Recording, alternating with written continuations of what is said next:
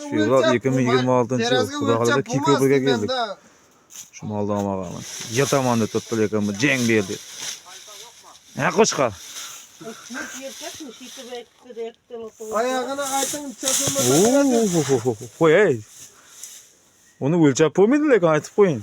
O'lchanadi pishiqday. Oyapa siz bu pishiqdayni ahvolni qarang. Ölçep ayağına çatılmasa veresiz malınız. Aytın ayağına. Turuşuna.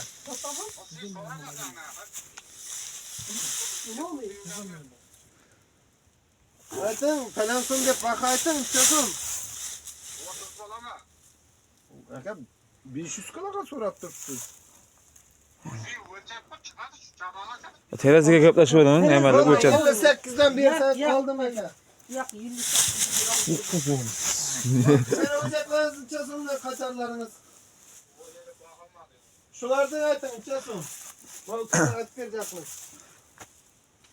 Oyapa, rahmat sizga buni bag'ib o'tirgan. Rahmat sizga deyman. Ey malades. Ya o qutulacaqman o'zim men. Ko'raman ya shayton. Mal yine aylanadi. Sen diyeceğim tek tek. 60 mingdan o'lchab oldik bu qan tujundi buni. Odam xo'rakdan bu chesti. Lekin shuni oyapam bag'ib videoga mana. Siz tushundingiz yaxshi oyapa. 5 odam bu. Demayman mal shonodinglar. Terazda o'lchab bo'lmadi buni.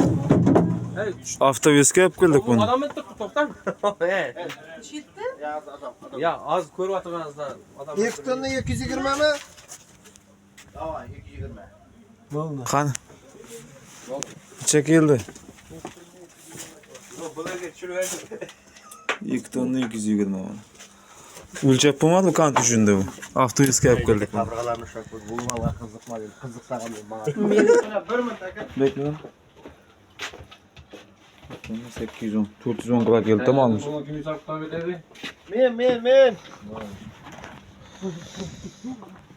Mansur. Ular firma kaparasanda. 20, 21, 22, 24, 1, 2, 3.